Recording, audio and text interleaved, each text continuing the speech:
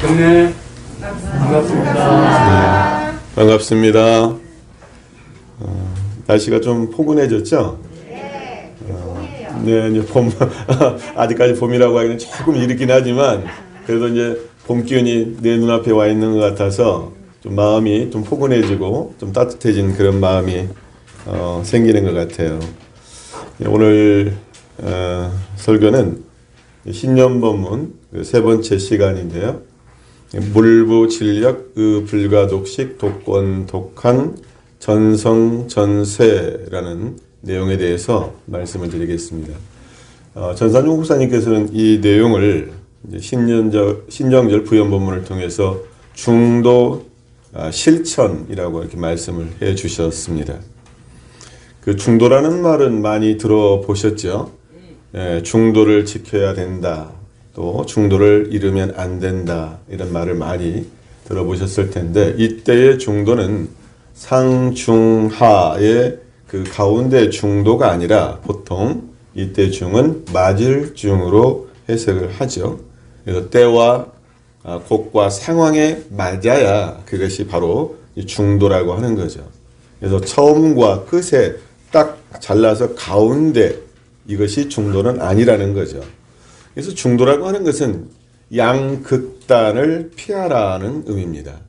어느 한 곳이나 한 뜻으로 치우침이 없는 것, 이것을 우리가 중도라고 얘기를 하는데, 석가모니 부처님께서도 과거에 이전에 수행인 고행주의와 쾌락주의를 벗어나서 새로운 중도 수행을 밝히셨는데, 그 수행법이 이제 부처님께서는 팔정도 수행이라고 말씀을 하십니다.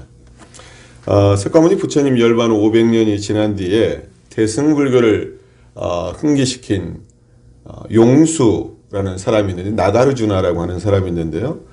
이 용수에 의해서 석가모니 부처님의 중도 사상을 중론이라고 하는 것을 통해서 이제 설명을 하는데, 중론의 첫머리에는 이렇게 설명되고 있습니다. 어떤 것도 소멸하지 않고, 어떤 것도 생겨나지 않고, 어떤 것도 단멸하지 않고, 어떤 것도 상주하지 않고, 어떤 것도 그 자체와 같지 않고, 어떤 것도 그 자체와 다른 것이지 않고, 어떤 것도 오지 않고, 어떤 것도 가지 않는다. 근데 이 말이 그 한문으로 표현을 하면 불생, 불멸, 부단, 불상, 불일, 불이, 불래, 불출. 그래서 이제 앞에 다 불자가 불잖아요. 그래서 이것을 8가지의 불 해서 팔불중도라고 이야기를 합니다. 그러니까 어느 한쪽에도 치우치지 않는 것. 그래서 불로 이렇게 말을 하고 있는데, 이때 이제 그 용수의 중도 사상은 모든 집착이나 분별을 벗어나서 무소득의 경지, 이제 이것을 얘기하는데, 한마디로 진리당체는 그렇게 8가지의 불, 그 모습이 된다는 이야기예요. 이 진리야말로 바로 중도가 된다, 이렇게 설명을 하죠. 유교의 경우는 중도라는 말보다 중용이라는 말을 표현하는데, 대표적으로 공자의 제자 중에 자사라는 사람이 있는데, 이 자사가 쓴 책이 중용이라는 책입니다.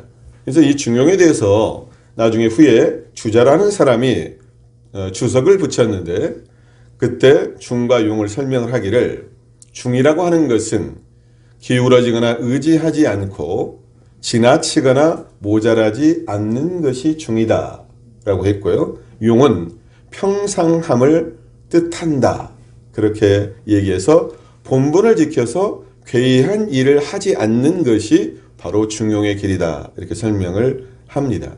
특히 이제 그 유교에서는 중을 얘기할 때 시중을 이야기를 합니다. 시중이라고 하는 것은 때에 맞는 중을 말하는데요. 아무리 좋은 것이다 하더라도 그것이 때에 맞지 않으면 좋다라고 할 수가 없다. 이제 이것이 되는 거죠. 아무리 좋은 물건, 아무리 좋은 말, 아무리 좋은 글, 아무리 좋은 것이다 하더라도 그것이 때에 맞아야 된다. 그래서 그것을 시중이라고 말을 합니다. 우리 이제 원불교에서는 정전, 천지보은의 조목의 그 중도를 명확하게 밝히고 있는데요. 천재 지극히 공정한 도를 채받아서 만사를 작용할 때 원근 진소와 희로애락에 끌리지 아니하고 오직 중도를 잡을 것이요 라고 말씀을 하셨어요. 이렇게 보면 중도라고 하는 것은 공정해야 된다라고 하는 것이 전제가 되고, 그 실천을 할 때는 원근 진소와 희로애락에 끌리지 않는 것이 중도다. 대종사님께서는 이렇게 말씀을 하십니다. 그러니까 어느 한쪽에 치우쳐서는 안 된다, 어느 한쪽에 집착해서는 안 된다라고 하는 이 중도 정신에 의해서 우리 원불교의 교리, 교법은 영육상전이라든지 도학과 과학을 병진하는 것, 그리고 신앙과 수행을 겸전하는 것 등 교법 전체를 통해서 봤을 때 균형과 조화의 이 중도 정신을 표방하고 있는 것이 우리 원불교 교법의 특징이라고 할 수가 있습니다. 근데 이 중도를 우리가 이야기할 때 꼭 짚고 넘어가야 될 것이 있을 것 같아요. 그것은 뭐냐면 우리가 중도를 말할 때 어중간한 중도가 되어서는 안 된다는 얘기죠. 우리가 어중간하다라고 하는 것은 이것도 아니고 저것도 아닌 상태가 보통 어중간하다라고 얘기를 하잖아요. 어중간하다. 도대체 뭐야? 라고 하는 이 의문점이 붙는 것이 어중간하다라고 하는 건데, 이제 쉬운 표현으로 술에 물 탄 듯 물에 술 탄 듯, 도대체 이게 애매한 거죠. 애매한 거예요. 근데 우리가 평상시에 그런 얘기를 또 합니다. 사람이 너무 모나지 말고 중간만 가면 된다. 또 이렇게 표현을 해요. 그러면 이 중간만 가는 것이 중도일까요? 중간만 가는 것이 중도일까요? 아니요. 그래요? 이게 중도라고 하는 것은 제가 생각했을 때 극단을 피하고, 극단, 이게 끝을 피하는 거예요. 마음의 중심을 잡고 그러면서도 최선을 다하는 것이야말로 중도다, 그렇게 생각을 합니다. 우리가 사람이 나가야 할 때가 있고 물러서야 될 때가 있어요. 그런데 중간에 딱 서가지고 나가지도 못하고 물러서지도 못하면 그것을 과연 중도라 할 것인가? 그건 아니란 얘기죠. 때에 맞는 것이기 때문에 나가야 할 때는 과감하게 나갈 수 있어야 하는 것이 중도고, 물러나야 될 때는 내가 아무리 나가고 싶어도 물러나야 될 때라고 한다면 그것은 과감히 용기를 내서 뒤로 물러설 수 있을 때, 이것이 바로 중도 실천이다, 이렇게 생각을 할 수가 있죠. 자, 이제 신념본문의 본 내용을 구체적으로 한번 살펴보겠습니다. 신념본문의 그 6번째가 물부진력, 그렇게 말씀을 하셨는데요. 본문을 그대로 소개를 해드리면, 물부진력이라는 것이 이는 아무리 좋은 일일지라도 지나친 무리는 삼가하라는 것입니다. 대산종사께서는 매사에 과한 것보다는 조금 부족한 것이 좋으니 항상 마음의 안정과 여유를 가지고 올바른 판단을 얻은 후 법있고 순서있게 실행하라 하셨습니다. 그러므로 우리는 정신, 육신, 물질의 수지 대조와 예축 생활로 동정간 균형을 잃지 않는 삶을 살아야 하겠습니다. 이것이 신념본문의 내용입니다.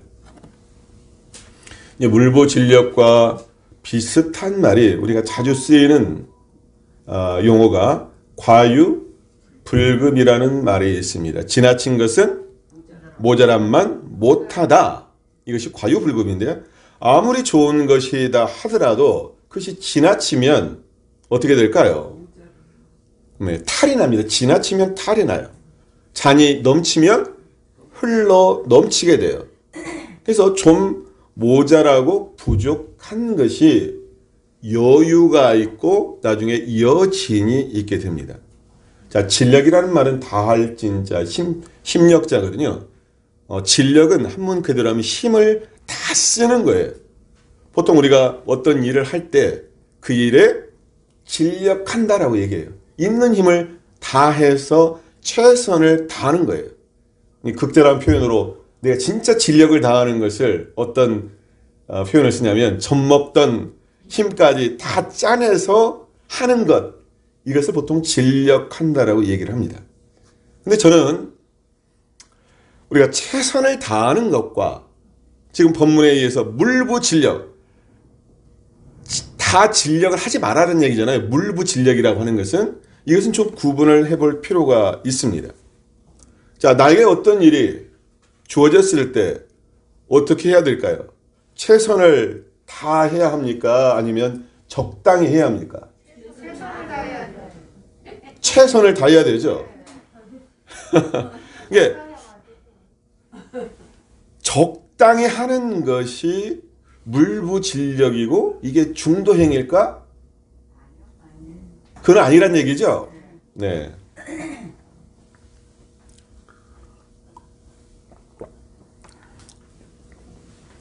이게 최선과 지나침은 다르다는 이야기입니다. 이게 물부진력은 지나침을 경계한 말씀이시지 최선을 다하지 말라는 얘기는 아니에요. 이게 최선이 100이라고 한다면 그 지나침은 100을 넘어선 120, 30이 되는 거예요. 근데 이것이 잘못되면 그 지나친 20, 30이 어떤 화를 불러오냐면 앞에 100이라고 하는 것까지도 싹 무너질 수 있는 재앙의 씨앗이 되기 때문에 이것이 우리가 경계를 해야 되는 거죠. 자, 우리에게도 마음이 있죠. 마음이 있어요. 그런데 마음도 지나치게 막 쓰게 되면 어떻게 됩니까? 고갈이 되죠. 우리 정신도 지나치게 너무 쓰게 되면 어떻게 돼요? 그 사람 쓰러져요. 스트레스 받고 쓰러집니다. 쓰러져요. 그러니까 우리도 마음과 정신을 너무 지나치게 쓰면 마음이 닳아요. 그래서 마음이 닳으면 어떻게 되냐면 헛 마음이 되고 더러운 마음이 돼요. 우리 몸도 그래요. 우리 몸도 막 쓰게 되면 어떻게 됩니까? 몸 돌보지 않고 막 쓰게 되면 어떻게 돼요? 몸이 아파요. 고장이 나요.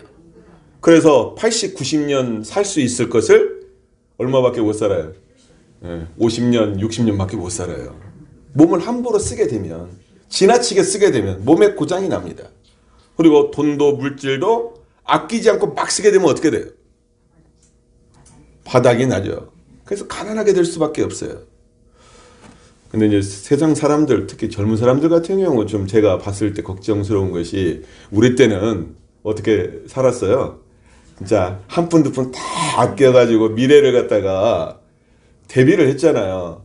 그런데 요즘의 젊은이들은 욜로족이라 해가지고 내가 현재를 즐기자는 거예요. 그냥 내가 집이 없더라도 뭐 1억짜리 외제차 딱 뽑아가지고 폼나게 간지나게 사는 것, 이것을 삶의 기쁨과 행복으로 여기는 사람들이 많거든요. 어쩌보면 하루를 벌어서 하루 사는 사람처럼 버는 족족 펑펑 쓰는 사람들이 있어요. 예측하지 않고 그냥 소비하고 낭비하는 거죠. 근데 이런 사람들이 과연 미래가 있을까? 걱정되죠. 걱정이 됩니다. 자, 우리의 마음도 사용을 하잖아요. 마음도 그래요. 뒷일 생각하지 않고 그냥 막 해대는 사람들이 있어요. 감정이 일어나면 화난 감정, 어떤 감정, 막 감정을 쏟아내요. 그러면 어떻게 됩니까? 나중에 뒷감당이 안 됩니다. 그러면서 사고가 나요. 내 마음도 함부로 쓰게 되면. 제가 요즘에 그 TV 재밌게 보는 프로가 하나 있는데, 그 혹시 SBS에서 하는 골 때리는 그녀들이라는 내용 아세요? 나이 드신 분들은 잘 모르시겠지만, 저는 그거 볼 때마다 재밌게 보거든요. 이게 스포츠 예능인데요. 예, 해요, 자가래. 근데 그것이 재밌는 것이 뭐냐면, 여자 연예인들이 미니 축구를 하는 거예요. 풋살 경기를. 근데 그걸 보니까 뭐 이 사람들이 전문적으로 축구한 사람들이 아니잖아요. 그런데 축구를 배우면서 경기를 갔는데 한마디로 제가 느끼기에는 그래요. 저 사람들이 축구를 죽기 살기로 하는구나. 보통 죽기 살기로 한다는 얘기를 하잖아요. 근데 그 죽기 살기로 한다라고 하는 것이 아주 막 거칠게 한다라고 하는 것도 표현도 되지만 열정을 가지고 최선을 다하는 모습이 굉장히 저한테는 감동적이에요. 야, 사람이 저렇게 할 수가 있을까? 저렇게 열정을 다할 수 있을까? 원래 본인들이 직업들이 있단 말이에요.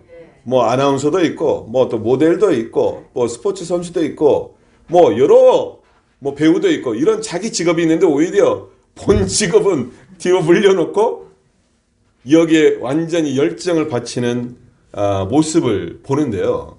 이게 스포츠뿐만이 아니라 우리가 어떤 뭔가를 이루려고 하면 거기에 무엇이 필요합니까? 열정인데 또 다른 말로 무엇이 열정을 불러일으키냐면 간절함. 간절함이 열정을 불러일으켜요. 자, 간절함이라고 하는 것은 뭐냐면 이거 아니면 내가 죽는다라고 하는 그런 마음이에요, 사실. 코로나로 인해서 가장 힘든 사람들이 소상공인이라고 해요. 이쪽에 우리 이 도로 쭉 보면 제가 왔다 갔다 보면 아유, 문 닫는 가게들이 눈에 자주 띄어. 우리 옆집에도 또 새롭게 또 공사하거든요. 몇 달 장사 않고 폐업하고 다시 공사 시작하더라고요. 여기뿐만이겠어요? 참 어려운 상황에 처해 있는 사람들이 소상공인들인데, 근데 이분들의 마음 가운데 적당한 마음이 있을까요? 내가 적당히 하면 되겠지라는 마음이 있을까요? 제 생각에 있을 때 죽기 살기로 할 것 같아요. 죽기 살기로 하지 않으면 어떻게 됩니까? 망하니까. 예전에는 그냥 어느 정도 뭐 소비가 이렇게 어느 정도 많으니까 됐었단 말이에요. 그런데 그게 어려운 상황이 됐잖아요. 제가 이 말씀을 드리는 건 뭐냐면 중도라고 하는 것이 적당주의는 아니다. 할 때는 죽기 살기로 하고, 그러면서 쉴 때는 어떻게 돼야 되는 거예요? 쉴 때는 다 놓을 수 있는 마음, 이것이야말로 중도란 얘기죠. 할 때는 최선을 다하고 놀 때는 과감히 놓을 수 있는 마음, 이것이 중도예요. 근데 이것을 놓지 못하면, 놓아야 될 때 놓지 못하면 어떻게 돼요? 사람들이 병이 나고 잘못하면 자살을 해요. 이런 경우에. 다음에 이제 밝히신 본문이 의불과 독식의 길이라고 했는데요. 본문을 소개를 하면, 이는 홀로 차지하지 않고 함께 나누는 것이 진정한 의로움이라는 뜻입니다. 대종사께서는 자기만 좋고자 남을 해하는 것은 영리로 구하며 10분이 다 뜻에 맞을지라도 그 만족한 일을 혼자 차지하지 아니하고 세상과 같이 나누어 즐기라 하셨습니다. 그러므로 우리는 무슨 일이든 다 차지하지 않고 정당하게 나누어 쓰는 베품의 신법을 실천해야 하겠습니다. 의불가 독식이라는 한문의 뜻은, 의로움은 불가 독식, 혼자 다 먹지 않는다, 다 차지하지 않는다라고 하는 것이거든요. 그것이 의로움이다라고 하는 것인데요. 또 드라마 얘기를 하겠네요. 저는 뭐 이렇게 드라마 TV를 자주 보는 건 아니에요. 이거 근데 이제 소개 차원에서 말씀을 드리는데, 지난해 넷플릭스에서 세계적인 선풍적인 인기를 끌었던 한국 드라마가 있어요. 네, 어유 참 신세대시네. 네, 오징어 게임이라고 하는 드라마가 전 세계적으로 유명한 드라마가 됐어요. 근데 이 드라마를 한마디로 말하면 승자 독식의 사회를 비판한 드라마라고 평가를 해요. 근데 이것이 내용을 간단하게만 말씀드리면 456억 원의 상금을 넣고 456명이 게임을 합니다. 근데 그 게임이 진행되면서 사람의 숫자는 계속 줄어들어요. 줄어든다는 이야기는 다 죽는다는 얘기예요. 줄어들고 반면에 내가 가질 수 있는 돈의 액수는 점차 늘어납니다. 최종적으로는 마지막에 최종적으로 이긴 사람 한 사람이 뭘 가져요? 456억의 상금, 모든 것을 갖는다라고 하는 거예요. 이것이 뭐냐면 승자 독식, 이긴 사람이 독식, 모든 것을 다 갖는다라고 하는 거예요. 우리가 사는 사회가 자본주의 사회라고 얘기를 하죠. 자본주의 사회는 어떤 원리가 작동을 하냐면 치열한 경쟁 원리가 작동을 하는 사회입니다. 치열한 경쟁 사회일 수밖에 없어요. 다른 사람을 이겨야 내가 살 수 있는 그런 구조가 자본주의 사회입니다. 우리 사회도 그러죠. 부익부, 빈익빈이 점점 심화되고 있습니다. 상위 1%가 부의 절반을 차지하고 있어요. 근데 전 세계적으로 또 놓고 보면 어느 나라들은 음식물 쓰레기가 먹을 것이 많아가지고 음식물 쓰레기가 넘쳐나지만 어느 나라에서는 먹을 것이 없어서 영양실조에 걸린 사람이 전 세계적으로 2020년 기준에 7억 6,800만 명이라고 하는 어마어마한 숫자가 기아로, 굶주림으로 신음하고 있어요. 전 세계 인구의 10명 중 한 사람이 기아로 시달리거나 기아로 죽는다고 하는 거예요. 굉장히 불평등한 구조죠. 어느 한쪽이, 어느 한 부류가, 어느 한 나라가 모든 것을 독식하는 그런 구조입니다. 그렇다면 이 자본주의 사회에서 서로 함께 나누고 잘 살 수 있는 방법은 뭘까? 이렇게 계속 우리가 살아야 되는가? 잘 사는 사람은 계속 잘 살고 못 사는 사람들은 못 살고. 우리 소태단 대종사님께서는 동포보은의 강령으로 뭘 말씀을 하셨어요? 네, 자리이타를 말씀하셨어요. 나도 이롭고 너도 이로운, 나만 이롭고 너는 해가 아니라 나도 이롭고 너도 이로운 자리이타의 상생, 상화의 세상을 말씀을 하셨어요. 저는 그렇게 생각합니다. 우리가 자본주의 사회라고 하는 것을 벗어날 수가 없어요. 인간인 이상, 인간의 욕망이 있는 이상 그러잖아요. 그러면 얼만큼 그 상황에서 평등 사회를 만들어 갈 수 있느냐, 이것은 가진 자가 많이 나눠야 됩니다. 보통 우리가 하는 얘기로 사회 환원, 부의 환원이 이루어져야 되는 거죠. 그리고 사회적 시스템도 어떻게 되냐면은 그것이 골고루 나눠질 수 있도록 공정과 정의가 바로 세워져야 됩니다. 공정과 정의가 바로 세워진다고 하는 것은 한 사람의 모든 것을 독차지하는 것을 법적으로 사회 제도적으로 막아야 한다는 거죠. 그런 점에서 보면 많이 가진 자가, 부자가 세금도 많이 내는 것이 당연한 거예요. 이것이 의로운 겁니다. 의로운 거예요.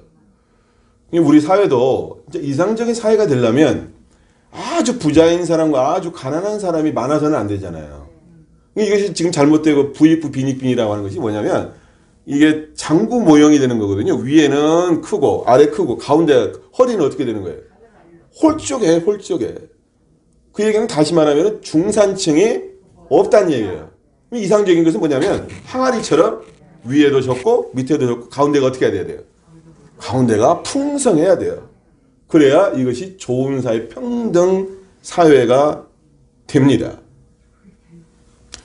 우리가 이제 요즘에 TV 보면은 대통령 선거 앞두고 이재명이냐 또 누구냐 이런 얘기 많이 생각하잖아요. 네, 크게 보면 과거에는 지역주의가 큰 갈등의 요소였는데 지금은 어떤 거에 의해서 갈립니까? 지역주의입니까? 전라도 뭐 경상도가 아니라 지금 뭐에 의해서 갈려요? 이념에 의해서 지금 갈리죠. 이념. 어떤 생각을 갖고 있느냐에 따라서 지금 갈려 있어요. 그리고 크게 보면 우리가 진영으로 놓고 봤을 때 보수와 진보라고 하는 이 진영, 이념의 대결이에요. 그리고 또 하나는 뭐냐면은 그것에 따라서 세대 간에 지금 갈등이 있어요. 과거 세대와 지금 젊은 층의 세대, 특히 요즘에 이제 이대남이라 해가지고 20대 남자들이, 젊은 애들이 어떤 성향을 갖냐면 보수적인 성향을 지금 띈다라고 하잖아요. 그러잖아요. 근데 제가 뭐 이것을 지금 논하려고 하는 것이 아니라 저는 그렇게 생각을 해요. 자, 극보수와 극진보 올바른 것일까요? 거기 극자가 붙었어요. 그러니까 사람의 성향적으로 보면 보수일 수도 있고 진보일 수도 있어요. 그런데 거기에 극자가 붙으면 이건 위험하다. 예, 둘 다 위험한 거예요. 극 보수, 극 진보. 극자가 붙으면 위험해요. 그래서 우리 사회에 진짜 중요한 사람들이 누구냐면 중도층입니다. 중도층. 중도 성향을 가진 사람이에요. 근데 중도 성향을 가진 사람들은 어떻게 할 수 있는 거예요? 진보로 갈 수도 있고 보수로 갈 수도 있어요.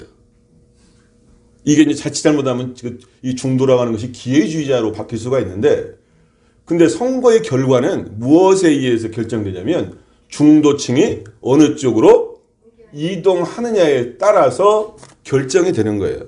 그래서 우리 사회가 이 중도층에 있는 사람들이 굉장히 건강해야 돼요.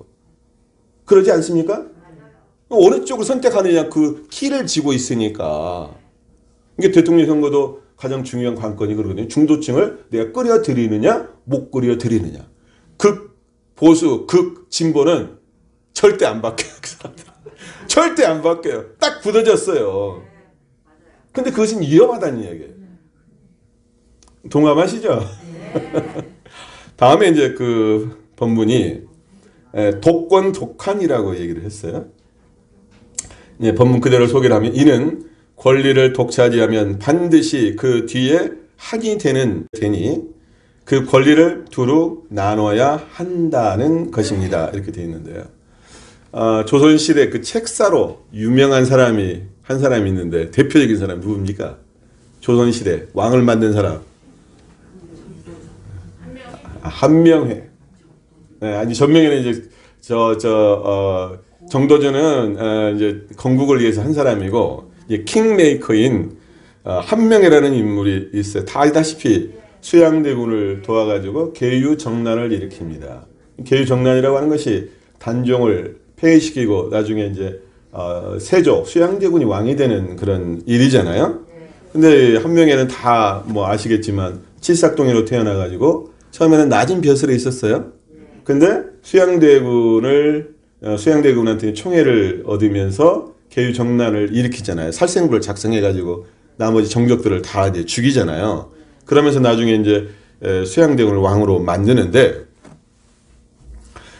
그 이후로 한명회가 좌의정, 영의정 이 권력을 갖게 됩니다. 그리고 그 권력을 더욱더 공고히 하기 위해서 자기 딸 둘을 예종과 성종의 왕비로 만들어요. 그러면서 본인이 왕의 누가 되는 거예요? 장인이 되는 거잖아요. 그 얘기는 무슨 얘기냐면은 권력을 완전히 거의 다 갖게 되는 그런 상황이 되는 거예요. 신하로서 가질 수 있는 모든 권력을 다 갖습니다. 그러잖아요. 그래서 살아생전에 모든 권력을 가지고 누리고 살았는데 죽어서 어떻게 되죠? 한명회가? 예. 부관참시를 당해요. 연산군 때 그 성종 때 이제 그 자기 어머니 친모인 패비 윤씨가 죽게 되거든요.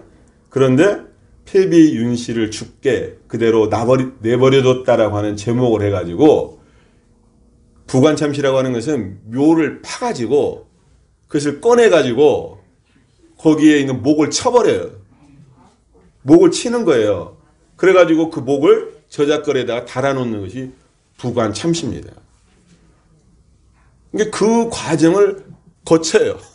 이게 지금 어떤 얘기냐면 이것이 뭐냐? 독권, 독한이라는 얘기예요. 권리를 독차지하면 뒤에 오는 한도 내가 독차지하게 된다. 이야기죠. 그래서 화무 11홍, 곤불 10년이라는 말이 있어요. 꽃도 며칠을 가지 못합니까? 붉은 꽃도 10일을 넘지 못하고 곤불 10년, 권력도 10년을 넘기지 못한다. 그것이 영원히 지속되지 못한다. 영원한 권력은 없다. 권력은 뭐다? 무상하다. 세상의 권력을 얘기했지만 우리가 뭔가를 딱 틀어잡고 내가 모든 것을 많은 것을 다 가지려고 하면 그 화가 누구한테 온다는 얘기예요? 나에게 와요. 나에게 와. 그런 사람일수록 높은 자리에 올라갈수록 높은 명예와 권력과 돈을 가진 사람일수록 어떻게 해야 돼요? 겸손해야 되고 나눠야 돼요. 나누면 그 사람의 덕이 미치기 때문에 그렇게 위에 올랐다 하더라도 그 덕으로 인해서 화를 면할 수가 있어요. 그런데 독차지하게 되면 독권 뭐가 따른다고요? 독한이 따른다. 9번째가 이제 전성전세라고 했는데요. 본문은 그렇게 되어 있습니다. 이는 성함 뒤에는 반드시 쇠가 따르는 이치가 있으니 항상 넘치지 말고 오직 중도를 행하자는 것입니다. 세상에는 변하는 이치가 있습니다. 근데 그 변하는 이치가 그냥 자연스럽게 변하는 게 아니라 극하면 변한다라는 이야기가 있어요. 극이라고 하는 그 끝을 얘기하는 거거든요. 끝극자. 그러니까 뭔가가 딱 때가 되면 그것이 딱 다함이 되면 변할 수밖에 없는 것이 우주 자연의 질서이고 세상사의 이치가 되는 거죠. 그래서 이제 음양으로서 표현을 하고 있는데요. 자, 음의 극치가 24절기로 얘기했을 때 뭐가 되죠? 음의 극치가 동지가 되죠. 동지. 그런데 이 동지는 음의 극치인데 이때 뭐가 생기냐면 양이 생해가지고 그 기운이 점점 커져가지고 나중에 봄이 되고 여름이 되거든요. 반대로 양의 극치는 뭡니까? 하지죠. 하지. 이때는 양이 완전히 극한 때예요.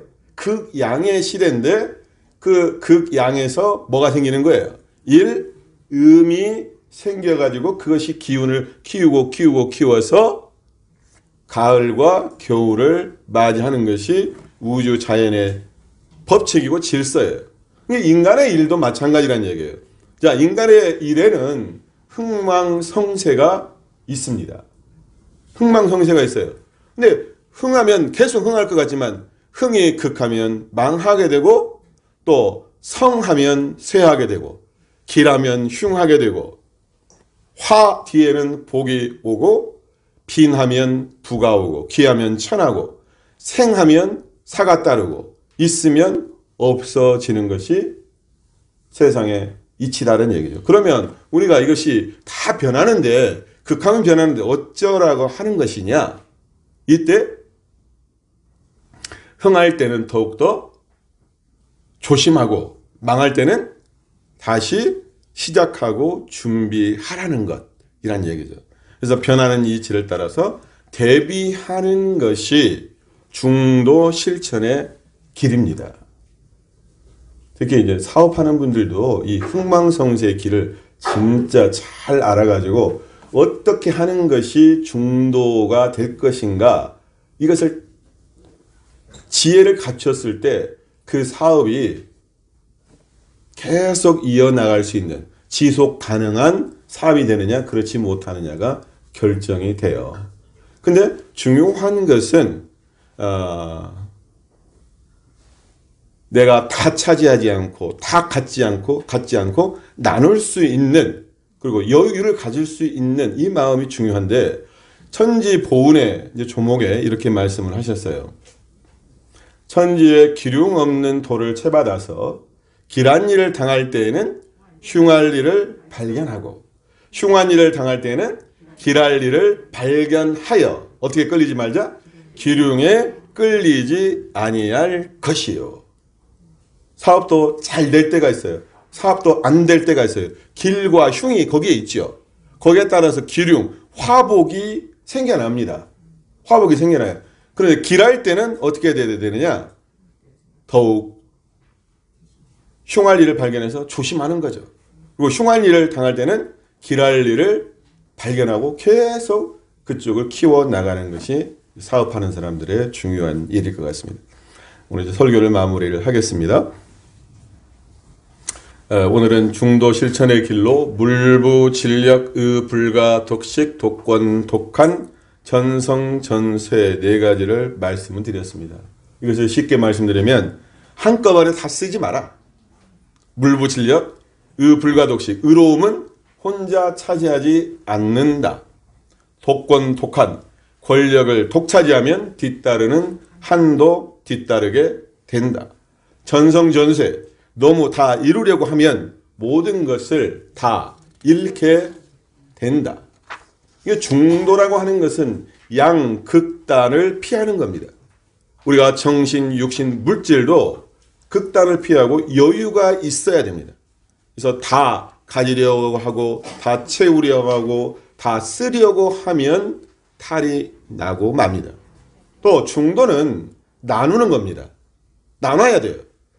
남과 나누고 사회와 함께 나누고 지금 다 쓰는 것이 아니라 다음으로 내가 나눠야 돼요. 그랬을 때 함께 잘 살 수가 있고 지금만이 아니라 오랫동안 잘 살 수 있는 것이 바로 중도의 길입니다. 그래서 오늘 말씀드린 이 네 가지를 우리들이 알아서 우리가 정신도 육신도 물질도 이 중도 실천을 통해서 우리 교도님들이 더욱더 여유롭고 행복한 삶이 되시기를 염원드리면서 제 설교 마칩니다. 감사합니다.